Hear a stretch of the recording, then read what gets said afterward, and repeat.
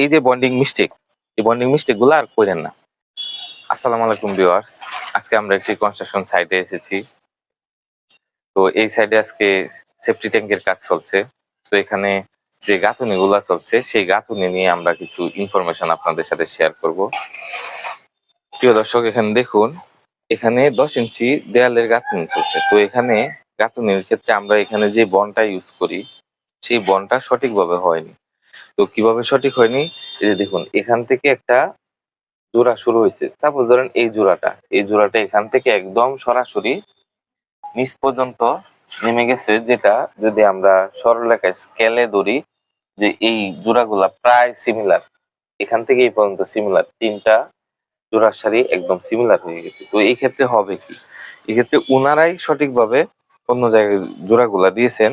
এখানে হয়তো বা ইট ভাঙ্গা বা আদলা ইটের কারণে বিষয়টা এরকম হয়েছে। তো এখানে দেখেন, এই যে এই বন্ডের ক্ষেত্রে যে এখানে 10 ইঞ্চি গাঁথুনির ক্ষেত্রে একটা উল্লম্ব ভাবে দিয়েছে আর একটা ওইভাবে দিয়েছে। তো এখানে যে এইটার যে জোড়াটা, এটা মোটামুটি মাঝখানে পড়েছে, আবার পরবর্তীটাও মাঝখানে পড়েছে। এই বন্ডিংটা ঠিক আছে। তো এটার পরের সারির ক্ষেত্রেও যদি আমরা দেখি, এটা মাঝ বরাবর আসছে, এটাও মাঝ বরাবর আসছে। তো এরকম ভাবেই উপর থেকে নিচ পর্যন্ত সম্পূর্ণটা ঠিকভাবে গিয়েছে। তো এইভাবে কেন যায়? এভাবে যায় কারণটি হচ্ছে, আমরা যখন এখানে প্রেসার ক্রিয়েট করব, তো এই প্রেসারটা যখন এখানে ক্রিয়েট হবে, তখন এটা এইটে এইটে এবং এইটে রিলিজ করে দিবে। তখন এটা আবার এই দুইটে রিলিজ করবে। তখন আমার এখানে প্রেসারটা আস্তে আস্তে এবার বড় হয়ে যাবে এবং নিচ পর্যন্ত যাবে, এটা কখনো ফাটল দেখা দিবে না। তো এই ক্ষেত্রে আপনার যে এই যে বন্ডিং মিস্টেক, এই বন্ডিং মিস্টেক গুলো আর করেন না। তো পরবর্তী যে গাঁথুনি গুলো আছে, অন্যান্য পাশে আমাদের যে গাঁথুনি গুলো আছে, এগুলা আপনার মনে করেন ঠিকভাবে করবেন, তাহলেই হবে। আর পুরাতন ইট করার ক্ষেত্রে যেগুলা বেশি ওয়েস্টেজ, সেগুলা ফেলে দিবেন।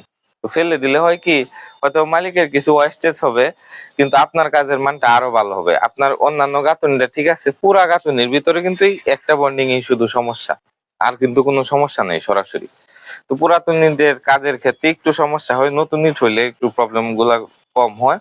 তো পরবর্তী সময় থেকে আপনি এটা চেষ্টা করবেন বা মাথায় রাখবেন যে বিষয়গুলো আমি সঠিকভাবে করি। ঠিক আছে, সঠিক করে যাওয়ার চেষ্টা করব। আচ্ছা ঠিক আছে ভাই।